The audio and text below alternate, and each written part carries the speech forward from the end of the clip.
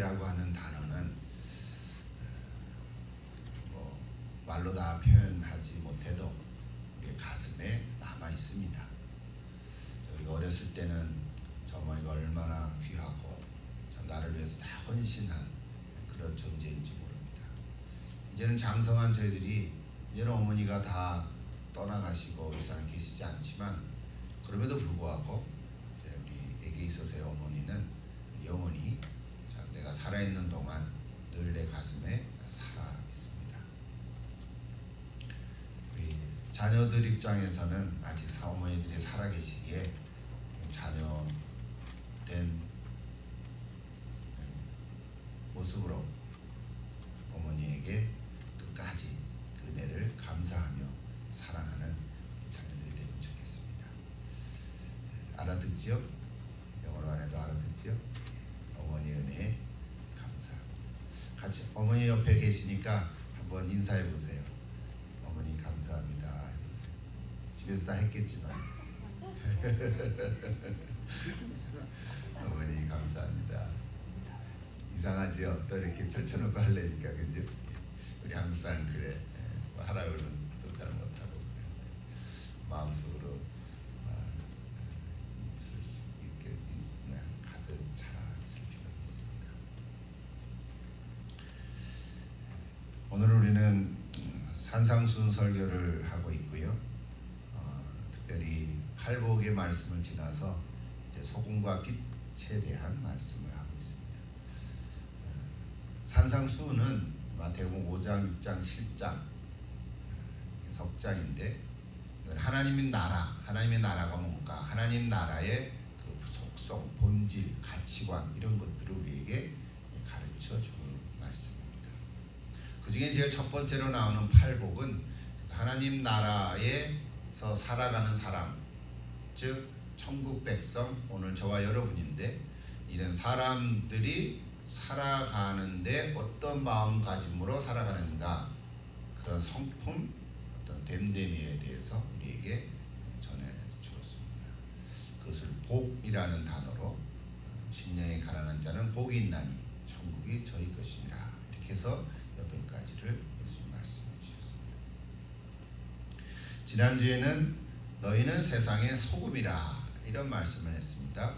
여러 가지 얘기했지만 잊어먹지 말아야 될 거 하나는 소금은 맛을 내는 존재입니다. 짠맛이죠. 단맛은 아닌데 짠맛, 소금은 없어서는 안 될 맛입니다. 우리 몸속에 소금은 항상 있어야 되는데 그것을 비유로 예수님 말씀하셨는데 결국은 오늘 우리들이 이 세상에 맛을 내는 사람들, 그래서 내 인생에 예수님이 들어오면 물 같은 맹탕이지만 포도주와 같은 맛을 내는 인생이 될 수 있다. 그 얘기를 했습니다. 여러분 다 맛을 내는 사람들이 되기를 기도합니다. 내가 나이가 들건 젊건, 내가 이제는 다 은퇴해서 일을 안 하건 하건 관계없이 어디에서 무엇을 하든지 하나님께서 우리를 부르시고 하나님의 자녀로 부르시고 제자로 부르셨기 때문에 우리는 다 맛을 내는 사람들입니다. 어떤 맛을 내는가? 예수님이 말씀하신 팔복에서 나오는 8가지의 그 하나하나 귀한 성품들의 맛을 우리가 내면서 살아가는 사람들입니다. 오늘은 두 번째로 너희는 세상의 빛이다. 그래서 빛이다. 여러분 빛이란 다 얘기할 수 없겠지만 하나는 뭐냐면 빛은 어둠을 밝히는 속성을 가지고 있습니다. 빛 자체가 사실은 어둠을 밝히는 것이죠. 빛이 없으면 어둠이 어둠인 줄을 모르는 거예요. 좀 말이 이상하지요? 네, 맞지요? 깜깜한 방에 빛이 없으면 그냥 어둠이죠. 그러니까 어둠은 사실은 속성은 아니에요. 어둠은 있는 게 아니지요. 어둠이라는 게 따로 있는 게 아니라 어둠은 빛이 없는 상태를 말하는 거죠. 그러니까 깜깜한 방에도 자그마한 빛 하나만 비춰도 좀 기미할 수는 있겠지만 어둠은 사라집니다. 그러니까 사라지는 게 아니라 원래 어둠은 없는 거였어요. 그렇죠? 원래 어둠은 이게 본질이 아닌 거예요. 어둠은 빛이 없는 거예요. 그러므로 빛이란 어둠을 밝히는 거예요. 어둠을 몰아내는 것이. 오늘 저 여러분 가운데 이게 상징적인 얘기지만 내 심령에 하나님의 빛이 비치시면, 예수님의 빛이 비치시면 내 어둠에, 마음의 심령의 어둠이 다 떠나갈 줄로 믿습니다. 그런 기도 많이 하죠. 하나님, 내 어둠에, 내 심령의 어둠을 다 몰아내 주시옵소서. 빛을 비추면 참 우울하고 참 힘들었던 내 심령, 내 마음들이 다 환하게 바뀔 줄로 믿습니다. 이것이 빛입니다. 그래서 아무리 작은 빛이라도 이 빛은 숨길 수가 없습니다. 오늘 예수님 비유로 말씀하셨죠. 산 위에 있는 동네가 숨기지 못할 것이요. 너무 당연한 거잖아요. 뭐 산속 깊은 곳에 골짜기에 숲속에 있는 집은 잘 안 보이지만 산 위에 있는 집은 다 볼 수 있잖아요. 비유죠. 너무 쉬운 비유로 예수님 말씀하십니다. 산 위에 있는 동네가 숨기지 못할 것처럼 빛은 숨길 수가 없다. 빛을 가지고 있으면 숨길 수가 없다. 또 어떤 비유를 들었습니까? 사람들이 등불을 켜는데 이게 말 아래 둔다. 말이라는 게 뭐예요? 말이라는 거 참 이상해서 그냥 쉽게 그릇이라고 해도 돼요. 바울이요, 바울. 이렇게 사실은 둥그런 그 그릇 같은 거 영어로는 바울이라고 했거든요. 용기에 용기를 이렇게 그 아래 두지 않잖아요. 촛불을 켜는데 용기 안에 숨겨놓으면은 그 빛이 이렇게 비춰지지 않잖아요. 너무 당연한 거를 이제 비유로 들었어요. 어디에 둔다 그랬어요? 등경 위에. 등경은 그냥 쉽게 램프에 램프, 스탠드 램프, 램프 위에 빛을 준다. 당연한 것처럼 아무리 작은 빛이라도 숨길 수가 없다. 그 얘기를 하는 거예요. 이게 오늘 짧은 석절인데 비유를 두 가지 얘기하고는 다 끝나버렸어요. 오늘 말씀이. 너희는 세상의 빛이라. 그러면서 빛은 숨길 수가 없다. 두 가지 비유를 통해서 당연한 건데 숨길 수가 없다. 그래서 오늘 말씀을 생각하면서 성경 구절 하나 제가 이제 볼게요. 요한복음 8장 12절에 보면 저렇게 말씀하셨어요. 예수님 스스로 나는 세상의 빛이다. 오늘 마태복음 5장 14절에는 너희는 세상의 빛이라 그랬잖아요. 그래서 너희는 제자들 오늘 저와 여러분인데 이 말씀을 하셨지만 사실은 요한복음에 가보면 예수님 자신이 뭐라 그랬었어요? 나는 세상의 빛이라 그랬었어요. 그러니까 우리로 보고 너희는 세상의 빛이라고 말씀하시기 이전에 사실 예수님 자신이 이 세상의 빛이라는 거예요. 나는 세상의 빛이니 나를 따르는 자는 어둠에 다니지 아니하고 생명의 빛을 얻으리라. 네. 그러니까 세상의 빛이란 먼저 예수님 자신을 말하는 거예요. 좀 솔직히 얘기하면 우리는 스스로 빛을 비추는 발광체는 아닙니다. 그렇죠? 우리는 빛을 자체적으로 내는 사람은 아니에요. 이거를 빛을 받아서 비춘다고 할 거를 반사체라 그러죠. 반사체, 거울 같은 겁니다. 우리는 발광체가 아니라 반사체입니다.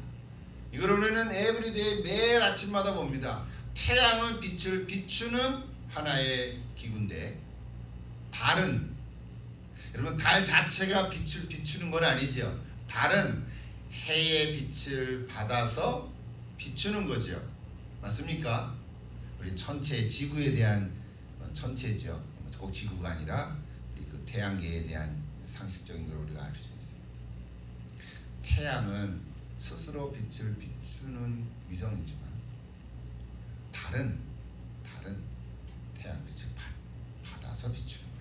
마찬가지로 우리가 그렇다는 거예요. 우리가 스스로 빛을 비추는 존재가 아니라 예수님의 빛을 받아서 비춘다는 거예요. 예. 세례 요한도 이렇게 말씀하신 적이 있어요.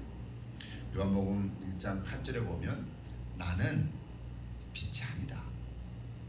나는 빛에 대하여 증언하러 온 사람이다. 이렇게 말씀하셨어요. 오늘 우리도 마찬가지죠. 그런데 빛이 어둠에 비쳤는데 어둠이 깨닫지 못하였다. 여기서 말하는 어둠은 세상을 얘기하죠. 여러분, 세상은 이미 죄에 많이 물들었어요. 세상 자체가 문제가 아니라 사실은 죄를 지은 사람들로 말미암아 이 세상이 악하게 됐죠. 그리고 절망적인 상태가 됐습니다. 에베소서에 보면 영적으로 공중 권세 잡은 사탄 마귀가 사람들을 통해서 조종한다고 말씀하셨어요. 그래서 우리가 이 세상이라고 할 때는 굉장히 추상적이지만 세상은 공중 권세 잡은 사탄 마귀 악한 영들에 의해서 사람들을 움직이고 사람들의 조종에 의해서 세상이 악해졌다는 거예요. 그래서 우리를 그걸 타락한 세상이다. 사실 타락한 세상 이전에 타락한 인간이 있는 거죠. 그러므로 이 세상은 하나님이 처음 만들었던 에덴 동산과 같은 그런 죄가 없는 동산은 아닌 거죠. 이 세상은 이제 에덴 동산의 모습을 잃어버렸지만 그러나 천국은 아니에요. 그래서 이 세상은 빛이 필요하다는 거죠. 이 세상은 빛이 필요한 것이죠. 그래서 모든 그리스도인들은 우리 각자 자신의 삶 가운데 어떤 모습이든지 삶의 현장 가운데서 작은 빛을 비추는 사람들이에요. 작은 빛을 비추는 사람들. 내가 원하든 원하지 않든 우리가 예수 믿고 그리스도인이 되면 그 자체가 빛을 비추는 사람인 거예요. 아, 내가 무슨 빛을 비추나? 여기다가 서치라이트를 딱 해서 쫙 비추나? 그런 거 아닌 거죠. 그리스도인이 됐다는 그 자체가 이미 빛을 비추는 사람이라는 거예요. 내가 알든 모르든 원하든 원하지 않든 우리 자체가 이미 빛을 비추는 사람입니다. 여기 오늘 5장 14절 우리 아까 읽었을 때 다시 보십시오. 너희는 세상의 빛이라 그랬어요. You are the light of the world 그랬어요. 근데 여기 원어로 보면 강조점이 어디 있냐면요. 너희는 여기 있어요. 너희는 물론 세상의 빛이다. 이게 귀한 단어지만 강조점은 어디 있냐면 너희는 이거 있어요. 우리 한국말에는 그게 드러나지 않지만 그래서 이렇게 표현하는 것은 좀 좋을 것 같아요. 너희만은 적어도 너희는 이런 뜻이에요. 다른 사람은 몰라도 이런 거예요. 다른 사람은 그만두고라도 너희는 이런 얘기죠. 좀 강조가 됩니까? 다른 사람은 몰라도 너희는 세상에 비친 거야. 이런 얘기인 거예요. 이런 뉘앙스예요. Only you 그런 얘기죠. No one 뭐라 그랬죠? No one else knows but only you. 다른 사람 몰라도 오직 너만은 그래도 너만은 그런 거지. 오늘 세상에 수많은 사람들이 있잖아요. 우리 주변에도 사람들이 많은데 다른 사람들은 고사하고 그래도 그리스도인들인 너희들만큼은 그런 얘기예요. 이런 거 언제 우리가 느끼게 돼요? 예를 들어서 예수 믿는 사람들이 무슨 비리를 저지르거나 죄를 범해가지고 신문에 대문자 몇 개 나왔어요. 근데 그 사람이 교회 장로고 집사고 심지어 목사고 그런 얘기 들으면 사람들이 어떤 반응을 보입니까? 그냥 보통 사람이 죄를 지은 거는 아이고 또 그런 짓 했구만 하고 끝나는 일인데 거기에 또 뭐가 나오냐면 아무개는 어느 교회 장로 어느 교회 목사 이렇게 나오면 뭐라고 표현해요? 아이고 예수 믿는 사람들이 이런 얘기예요. 왜 그래요? 왜 그래요? 기대가 있는 거예요. 그래도 우리들은 못해도 우리는 그렇게까지 못해도 그래도 너희들만큼은 그러지 말았어야 되는 거 아니냐 이런 기대가 있는 거잖아요. 이해하시죠? 그래서 우리 그리스도인들은요 내가 여기다가 뭐 빛을 이렇게 뭐 프레쉬를 달고 다니는 사람이 아니라 내가 예수 믿는다 하는 것이 되어져 있는 순간부터는 내가 빛인 거예요. 그래서 뭐 잘못을 하면 부끄러운 거예요. 그래서 저도 요즘엔 몇 년 동안 한 번도 옐로우 티켓 안 떼었거든요. 잘했죠? 제가 크게 범죄한 것은 없어요. 범죄 기록은 없어요. 일단 사회적으로는. 근데 운전하다가 스피드로 뛴 적이 몇 번 있거든요. 그래서 내가 어떨 때는 하나님 봐주세요 뭐 이러다가 이게 아니구나. 봐달라는 기도가 아니라 내가 안 그래야지. 아주 작은 거죠, 그죠? 아주 작은 거예요. 그냥 돈 내면 끝나는 거예요, 사실은. 그런데 그것도 안 하는 게 좋겠다 이런 생각들을 하는 거예요. 사실은 빨리 가봐야 5분도 일찍 못 가는 건 사실이잖아요, 그죠? 5분도 일찍 못 가요. 빨리 가봐요. 60마일 전인데 70마일, 80마일 가봐야 5분도 일찍 도착 안 해요. 알지요?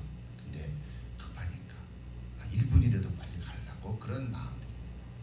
그거 작은 얘기지만 여러분, 오늘 저와 여러분들이 다 그러므로 내가 원하든 원하지 않든 우리는 다 빛인 거예요. 예수님 때문에, 예수님 믿었기 때문에. 내 세상 사람들은 그것을 기대하고 있어. 기대치가 높아요. 근데 문제는 뭐냐면, 문제라기보다는 고민이죠.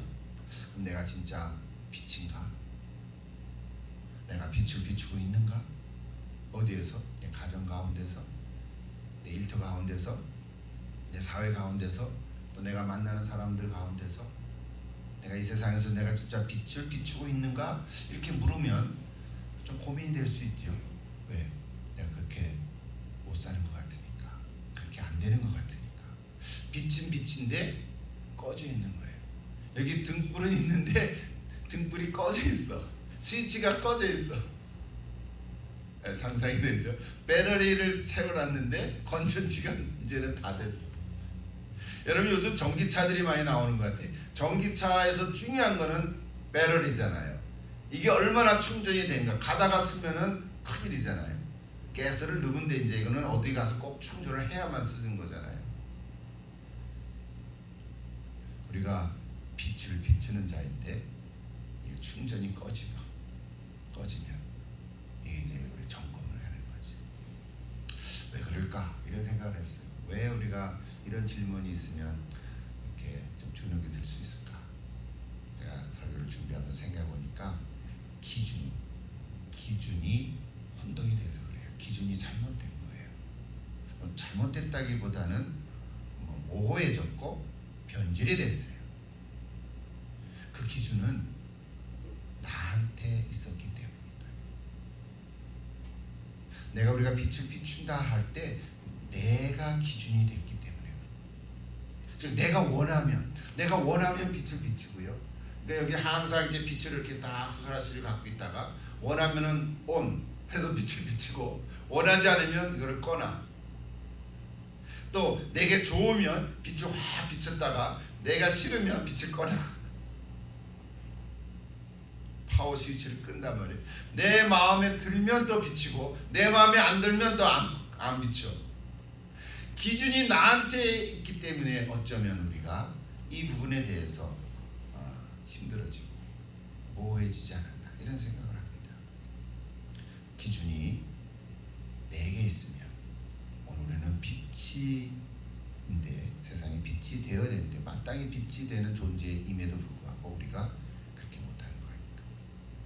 그래서 성경을 하나 찾아봤어요. 한번 같이 보십시다. 자, 에베소서 같이 한번 읽을까요? 한 절 짧아요. 5장 8절 보세요. 같이 읽으십시다. 시작. 너희가 전에는 어둠이더니 이제는 주 안에서 빛이라. 빛의 자녀들처럼 행해라. 확실하죠? 오늘은 사도 바울의 말씀이에요. 전에는 어둠이더니, 전에는 내가 죄 가운데서 살았더니 이런 얘기가 아니라, 전에는 어둠이더니 이제는, 그 다음 뭐라 그랬어요? 주 안에서 빛이라 그랬어요. 제가 저 구절을 수없이 읽었잖아요. 그래서 말씀을. 근데 이렇게 오늘 마태복음에 너희는 세상의 빛이라 하는 이 주제로 얘기하면서 연결해서 묵상하니까 얼마나 이게 핵심 있는 강한 말씀인지 모르겠어요. 우리는 다 빛이라고 얘기하는데 내가 무슨 빛이야. 우리는 늘 그런 마음이 좀 있거든요.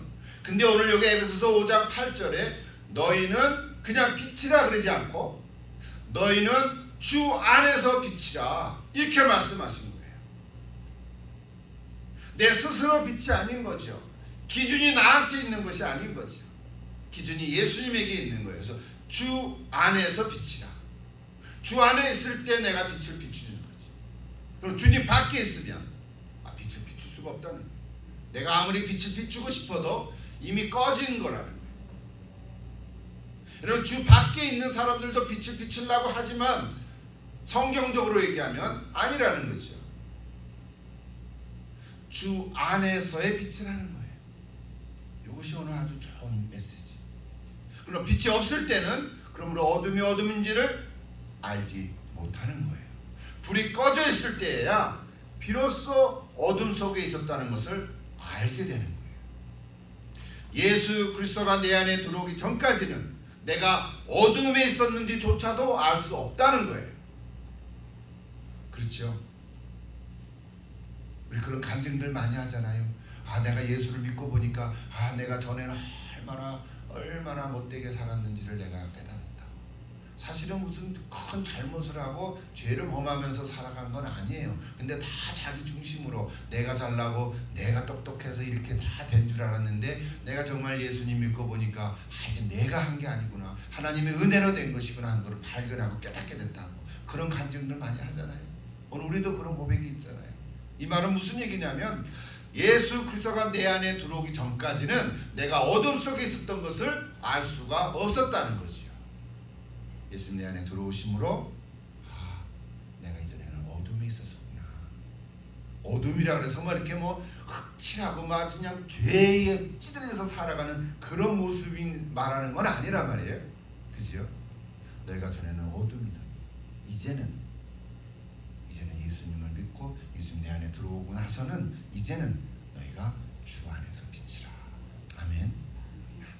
이 한 절, 우리 오늘 마태복음 5장 예수님 말씀, 우리가 너희는 세상의 빛이라 이 주제인데 사도 바울의 에베소서 5장 8절 이것도 기억을 해놓으십시오.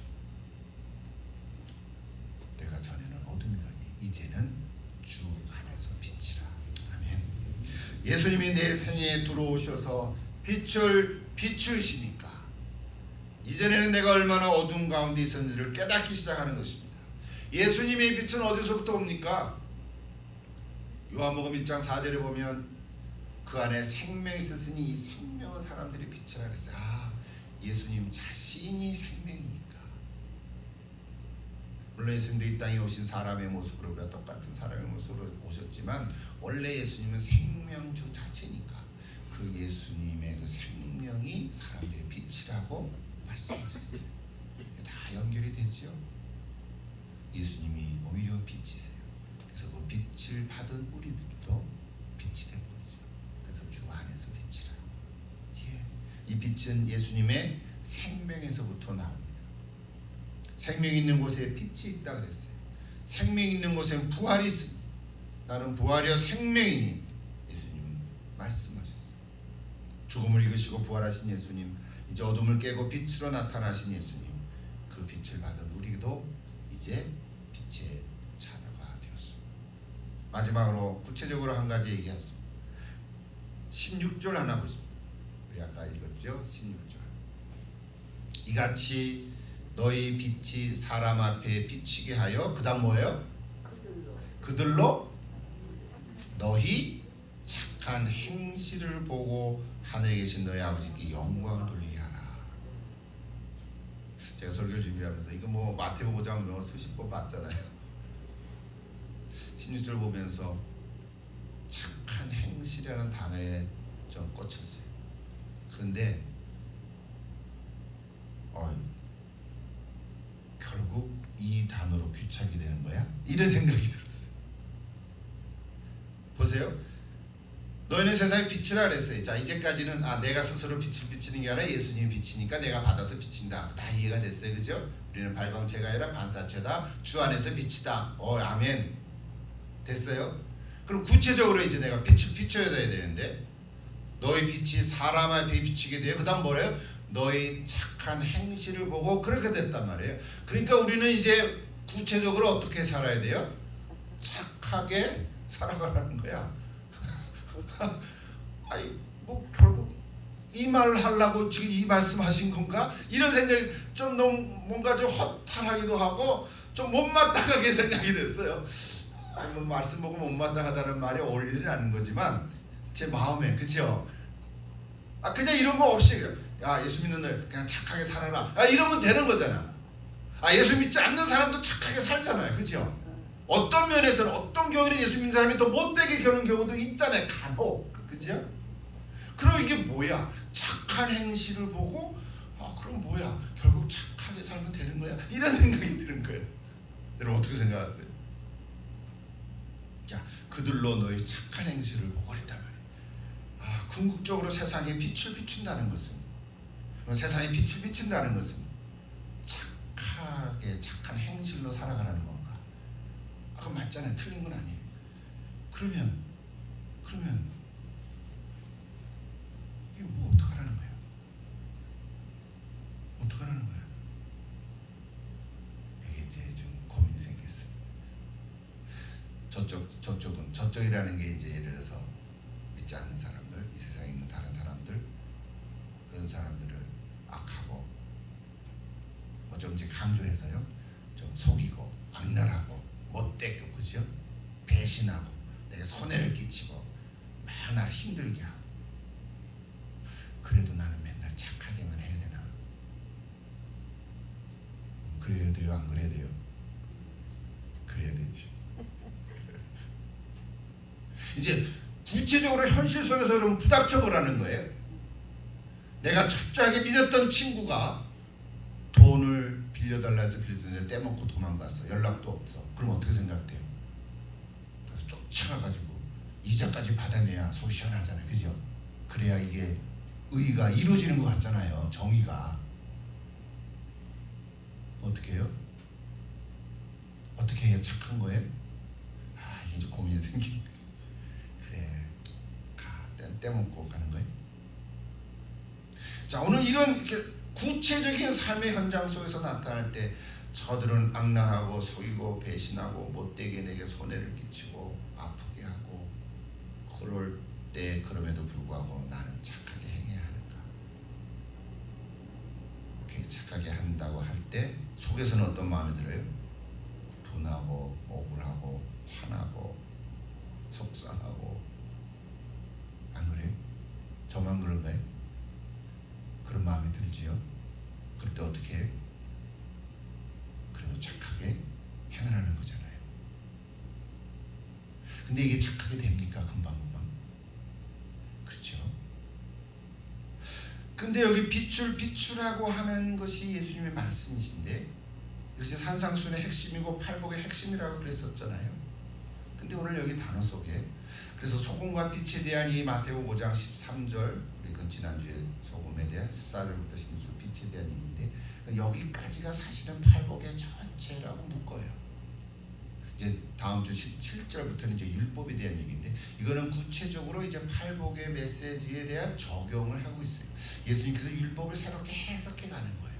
구체적인 삶의 상황 가운데서 여러 가지 주제들에 대해서, 살인, 간음, 도둑질, 원수 갚는 거, 복수, 이런 주제들에 대해서 이제 마태복음 5장 17절부터 더 구체적으로 그 후부터 이제 한 가지씩 예수님이 재해석하고 있어요.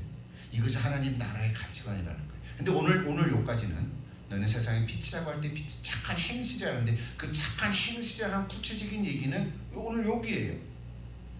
자, 이런 마음이 드는데 분하고 억울하고 속상하고 막 이런 마음이 들 때에도 불구하고 너는 착하게 해라는 거예요. 어떻게 이렇게 할 수 있을까? 이것이 마지막 중요한 것이세요. 아까 16절 다시 보세요.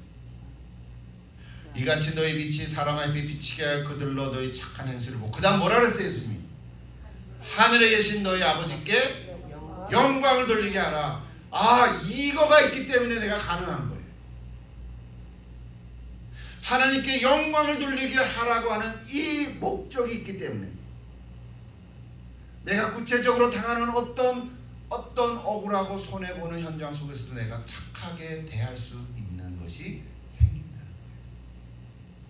만약에 하나님께 영광을 돌리게 하라고 하는 이 궁극적인 목적이 없다면 그냥 평생 불풀하고 그놈 생각하면, 그 사람 생각하면 그냥 밥 먹다가도 소화가 안 될 수도 있어요. 안 그래요? 우리 사람이니까. 물론 그런 마음 드는 것 자체가 죄는 아니지만 아무도 모르잖아요. 나 혼자 생각할 수도 있잖아요. 아무도 몰라. 말 안 하면 부부도 모를 수도 있죠. 그럼 나 혼자 생각할 수 있는 그것을 이제 예수님은 다음에 가서 그 속까지도 얘기하는 거지만, 오늘 여기에서 오늘 우리가 받는 메시지는 뭐냐면 하나님께 영광을 돌리게 하라. 이 궁극적인 목적이 있기 때문에 비록 내가 이 현장에서는 착한 행실, 바보 같은 모습이지만, 한 뺨 맞으면 입밖도 덜르대라. 그런 바보가 세상에 어디 있습니까? 따지면 이 세상의 가치관 논리는 그렇게 하지 않잖아요, 그죠? 한 뺨 맞으면 난 2대 때려야 잘했다, 이런 생각이 들 정도의 이 세상의 가치관이라, 사람들의 마음이. 근데 오늘 예수님은 그렇게 얘기 안 하는 거죠. 이게 가능한가? 우리만 바본가? 그래도 나는 착하게 해야 되나? 착한 행실로 살아야 되나? 라고 할 때의 목적이 하나님께 영광을 돌리게 하라, 이거가 있기 때문에 오늘 우리들은 가능한 거예요. 아멘. 오늘 저와 여러분이 그동안 그렇게 살아본 거예요. 바보 같은 거지만 그래도 그것이 귀한 거예요. 참아내는 거예요. 참는 거예요. 손해를 봐도 참고, 욕을 먹어도 참고, 오해를 받아도 참고, 손가락질을 당해도 참고, 그래서 끝까지 참고 착한 행실로 살아가는 거예요. 왜? 그것이 하나님께 영광이 되기 때문에. 그렇죠? 제가 보면 여러분 다 착하잖아요. 여러분 다 악한 사람 없잖아요. 오늘 우리들이 다 착한 마음, 그것이 빛으로 드러나지는 것이 보상이 되는, 힘이 들어도 알아주지 않아도 하나님께 영광이 된다. 이것 때문에 우리들이 가능한 모습입니다. 자, 사도 바울의 말씀 하나 더. 아까 우리 에베소서 5장 8절 갔는데 5장 9절에 보니까 계속해서 이런 말씀이에요. 사도 바울이. 자, 같이 또 읽어보십시다. 빛의 열매는 모든 착함과, 여기 착함이 나와. 모든 착함과, 그 다음 의로움과 진실함에 있느니라. 예수님은 착한 행실이라는 단어만 썼는데 사도 바울이 빛의 열매는 착함과 2가지를 더 추가했어요. 뭘 추가했어요? 의로움과 진실함. 여러분, 빛의 열매는 우리 빛으로 살아가는 사람들인데, 살다가 어떤 억울한 일을 당했어요. 그럼 내가 착하게 해야 돼. 내가 착해서가 아니라, 내가 사람이 착해서 그냥 착하게 하는 게 아니라 내가 예수 믿으니까 착하게 하는 거예요. 어떨 때는 금방 안 되지만 그렇게 해야지 해서 착한 마음을 가지는 거죠. 근데 속으로는 막 울프락불락거려요. 그래도 하나님께 영광이 되는 거라는 것을 붙들고 착한 태도를 보이는 거예요. 근데 오늘 사도 바울은 거기에 의로움과 진실함이라는 것을 추가했어요. 그것도 묵상하면 참 재밌어요. 프로 말하면 이런 거예요. 착할 수 있는 것은 그것이 어렵기 때문에. 이게 한 단계 더 높은 거예요. 한 단계 더 높은 거예요. 착할 수 있는 것은 어렵기 때문이고, 거기에 진실함이 묻어있기 때문에 그렇습니다. 그래서 시간이 좀 걸리더라도 진실함이 묻어있기 때문에 그것이 영광이 되는 것입니다. 아멘. 사도 바울의 이 말씀이 너무 재밌어요. 빛의 열매는 모든 착함과 의로움과 신실함입니다. 당한 만큼 똑같이 손해를 끼치고 욕을 내가 먹은 만큼 똑같이 욕해주고 악하게 굴고 비난을 하는 것이 아니라 오히려 의롭게 진실한 마음으로 착하게 대할 때 하나님께서는 이를 통해서 영광 받아주실 줄 믿습니다. 이것이 오늘 팔복의 성품인 거예요. 이것이 하나님 나라 성품이고 이것이 내면의 인격이 자연스럽게 드러나는 오늘 저와 여러분의 모습인 줄 믿습니다. 요한일서 1장 7절 8절 보면 만일 우리가 하나님과 사귐이 있다 하고 어둠에 행하면 거짓말을 하고 진리를 행하지 아니함이거니와 그가 빛 가운데 계신 것 같이 우리도 빛 가운데 행하며 우리가 서로 사귐이 있고 또 아들 예수의 피가 우리를 모든 죄에서 깨끗하게 하실 것이라고 했습니다. 우리 착한 행실의 기준은 이제 사도 요한의 말로 하면 사랑이라는 단어로 뭉쳐지죠. 모아지죠. 사랑이라는 단어 뭐 너무 잘 아니까 착하다는 것이 그냥 착하다는 것, 뭐 선한 것이지만 사랑이라고 모아졌어요. 그래서 빛이 있다고 할 때 형제를 사랑하지 않으면 오늘 요한일서 1장 7절에 보면 그렇게 되지. 8절에 빛 가운데 있는 것처럼 하나님과 사귐이 있다고 하고 어둠에 행하면 거짓말을 한다. 빛 가운데 행하면 우리가 사귐이 있다는 것이죠. 그러니까 정리하면 빛에 있다고 하면서 형제를 사랑하지 아니하면 어둠에 있는 것이죠. 그리고 우리는 사랑의 빛을 비춰줘야 해요. 우리 교회 이름이 뭐예요? 잘 졌죠? 잘 졌어요. 이걸 우리가 처음 시작할 때 투표해서 정한 거잖아요. 투표해서 정한 거예요. 근데 그때 당시 이 이름 낸 사람은 지금 안 보여. 따로 갔어. 멀리 갔어. 그래도 감사하죠. 우리 교회 이름이 사랑의 빛. 사랑의 빛을 보여주는 거예요. 오늘 저희 여러분이 다 사랑의 빛으로 드러나게 될 줄로 믿습니다. 예. 오늘 마지막으로 어머니 날이과 동시에 어머니 주일인데요. 거의 대부분의 모든 어머니들은 다 착하신 분입니다. 여러분 어머니가 착하죠. 어머니처럼 착한 분이 어디 있겠어요. 물론 100%라고 말했을 때 간혹 돌연변이 같은 어머니가 나오기는 해요. 그러나 그 어머니도 우리가 다 몰라서 그렇지 그 현장에 사정 얘기를 들어보면 다 이유가 있죠. 그죠? 아마 다 있을 거예요. 몰라서 그렇지. 그런 면에서 모든 어머니들은 정말 다 착하시고 그리고 사랑의 빛을 비추시는 거죠.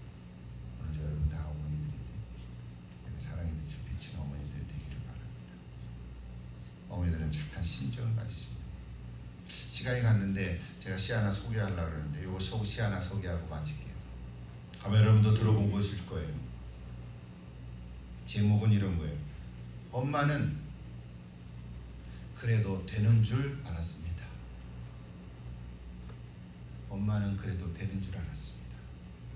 하루 종일 밭에서 죽어라 힘들게 일해도 엄마는 그래도 되는 줄 알았습니다. 찬밥 한 덩이로 대충 부뚜막에 앉아서 점심을 때워도 엄마는 그래도 되는 줄 알았습니다. 한겨울 냇물에 맨손으로 빨래를 방망이질해도 엄마는 그래도 되는 줄 알았습니다. 배부르다 생각 없다 식구들 다 먹이고 굶어도 엄마는 그래도 되는 줄 알았습니다. 발 뒤꿈치가 다 헤어져서 소리가 나도 엄마는 그래도 되는 줄 알았습니다. 손톱이 깎을 수조차 없이 닳아지고 문드러져도